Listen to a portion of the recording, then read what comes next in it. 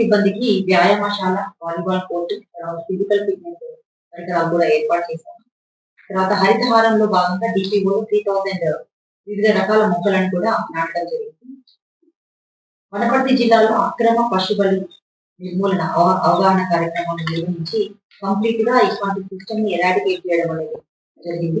చాలా చాకచక్యంగా స్నాచింగ్ అనేది చేస్తా ఉన్నారు. అందులో మనకి 5 కేసెస్ డిటెక్ట్ అయ్యాయి స్నాచింగ్‌కి సంబంధించి. సో ఇప్పటివరకైతే స్నాచింగ్ మన దగ్గర అన్ని ఆల్ కేసెస్ డిటెక్టెడ్ అండి.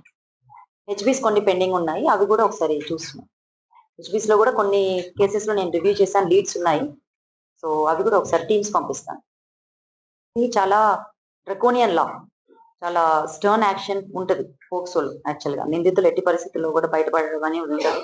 అది తెలియక తప్పు చేసే వాళ్ళు చాలా మంది ఉంటారు. సో ఒక చట్టం మీద వాళ్ళకి అవేర్‌నెస్ తీసుకురావడం కూడా పోలీసులకి చాలా ఇంపార్టెంట్ థింగ్.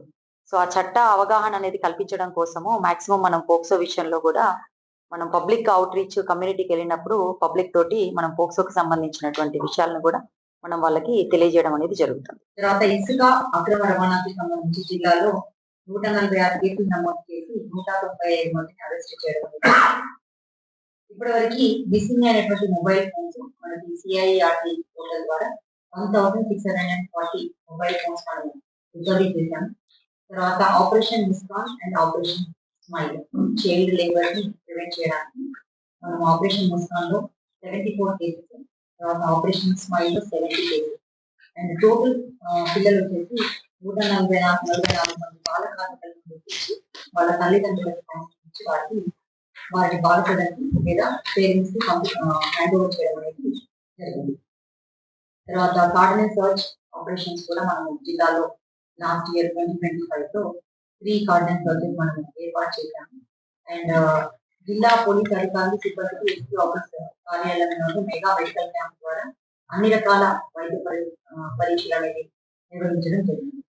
సో ఇంకా మీ అందరికీ మేము అవైలబుల్ గా ఉంటూ 2026 సంవత్సరంలో ప్రజలందరికీ మంచి కలగాలని ఆశిస్తూ స్నేహపూర్వకమైనటువంటి ఒక పోలీస్ వాతావరణంలో మేము జిల్లా పోలీసు బాధ్యతాయుతంగా తర్వాత అకౌంటబిలిటీ తోటి యాక్సెసిబిలిటీ అండ్ ట్రాన్స్పరెన్సీ మెయింటైన్ చేస్తూ ప్రజల యొక్క ధన మాన ప్రాణ రక్షణ కోసం అనుక్షణం పనిచేస్తామని చెప్పేసి మేము వనపర్తి జిల్లా పోలీసులను మీ అందరికీ చరిత్ర సృష్టించినోడు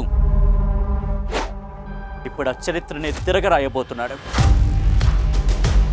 అబద్ధాల గోడల్ని బద్దల కొట్టి నిజాలను రాగా మీ ముందుంచబోతున్నాడు.